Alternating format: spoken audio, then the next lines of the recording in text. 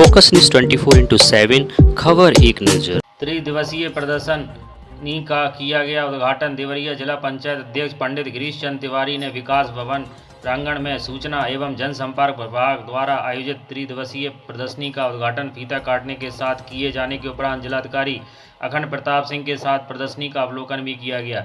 इस अवसर पर उन्होंने कहा कि प्रदर्शनी आम जनमानस को राज्य सरकार द्वारा चलाई जा रही विभिन्न जन कल्याणकारी योजना और सांस्कृतिक विरासत व प्रदेश के विकास की नई गाथा से रूबरू होने और अपने प्रदेश को जानने का अवसर देती है। उन्होंने कहा कि मुख्यमंत्री जी के नेतृत्व में प्रदेश में एक्सप्रेसवे का विशाल नेटवर्क विकसित हुआ है। उन्होंने कहा कि राज्य सरकार की कल्याणकारी नीति की वजह से किसानों के बैंक खाते में सीधा भुगतान हो रहा है।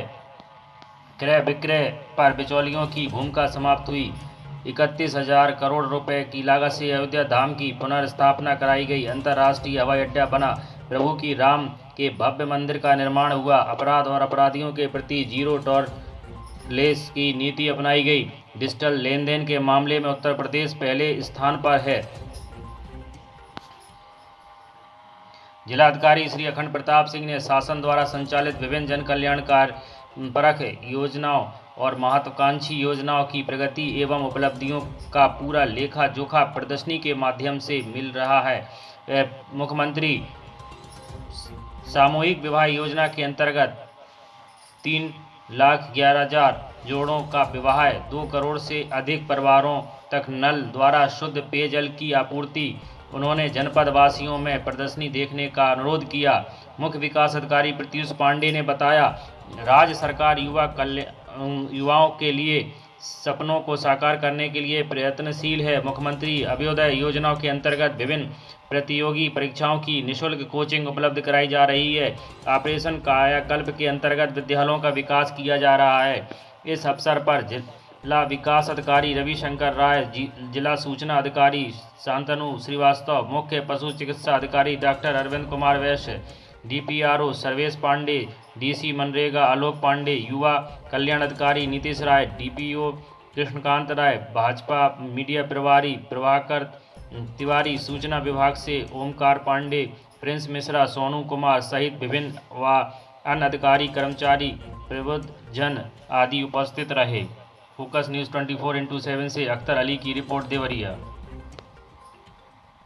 देखिए, सूचना विभाग द्वारा ये प्रदेश में पिछले 7 वर्षों में और केंद्र में चूँकि पिछले 10 वर्षों में लमसम जो भी विकास के कार्य हुए हैं, तो उन कार्यों का एक तरह से ये जनसुलभ को उसकी सूचना उपलब्ध कराने के उद्देश्य से ये प्रदर्शनी लगाई गई है। इस प्रदर्शनी के माध्यम से आप ये देख रहे हैं कि प्रदेश में जो अयोध्या धाम के विकास के लिए दोनों केंद्र और राज्य की सरकारों द्वारा जो प्रयास किए गए हैं उसको प्रदर्शित किया गया है।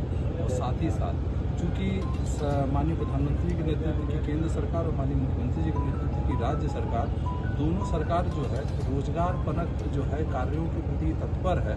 तो उस उद्देश्य को लेते हुए यहाँ बहुत सारे कार्य किए गए हैं, जिसमें आप देखेंगे कि कृषि के क्षेत्र में जितने भी नवोन्मेषी कार्य किए गए उसका यहाँ प्रदर्शन है।